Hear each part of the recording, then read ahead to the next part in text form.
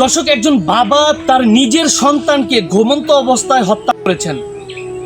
দর্শক, গাছ কাটার কুঠার দিয়ে তার নিজের সন্তানকে হত্যা করে তিনি জায়গায় দাঁড়িয়ে আছেন এবং পুলিশের জন্য অপেক্ষা করছেন। দর্শক, বৃদ্ধ বাবা তার আপন সন্তানকে হত্যা করেছেন কি কারণে একজন বাবা তার সন্তানকে হত্যা করেছেন এই বৃদ্ধ বয়সে?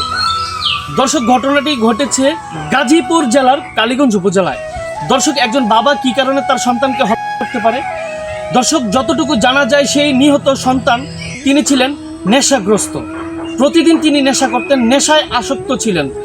নেশা করে প্রতিদিন তিনি ভোর রাতে বাসায় আসতেন, এসে তার মাকে তার বাবাকে অকথ্য ভাষায় গালাগালি করতেন এবং তাদেরকে মারধর করতেন। তার বৃদ্ধ বাবা মা অসহায় হয়ে তার সেই নির্যাতন প্রতিনিয়ত মেনে নিতেন।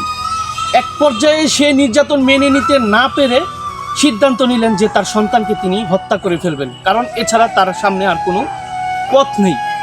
দর্শক, তার নিজের সন্তানকে হত্যা করে সেই বাবা কি বলেছেন ক্যামেরার সামনে, সেই বিষয়টি আজকে আপনাদেরকে শোনাবো এবং আপনাদের সামনে বিস্তারিত তুলে ধরবো সেই অসহায় বাবার মনের কথাগুলো, যার কারণে তিনি তার নিজের সন্তানকে হত্যা করেছেন।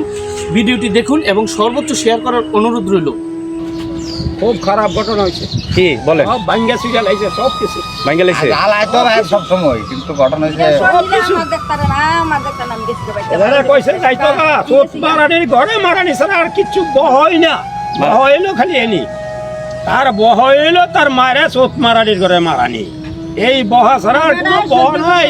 আমি জীবিত থাকতে যদি আমার পরিবারে আমার ছেলে বহে আমার সামনে, আমি কোনো কথা কইতারি না, কিচ্ছু না।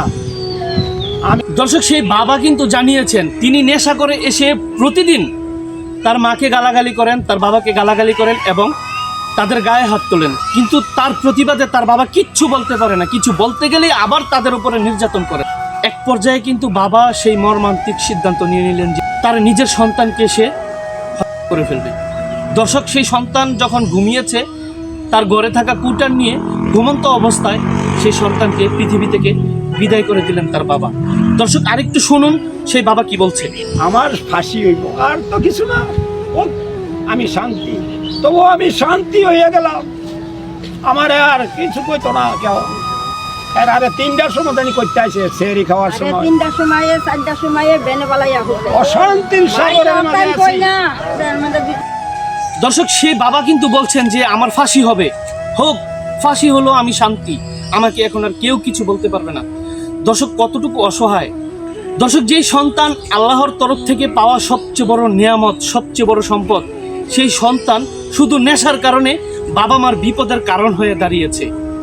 দর্শক, পুলিশ সেই বাবাকে আটক করেছে, আদালত সেই বাবার বিচার করবে। কিন্তু দর্শক, আমাদের এই বিষয়গুলা খেয়াল রাখা দরকার যে আমাদের সন্তানরা কোথায় যায়, কার কাছে যায়, কার সাথে চলে, কি করছে। আমাদের প্রতিনিয়ত এই বিষয়গুলো খেয়াল রাখা দরকার, না হলে আপনার আমার সন্তানও কিন্তু এই পরিস্থিতির শিকার হতে পারে। আমিও কিন্তু এই পরিস্থিতির শিকার হতে পারি।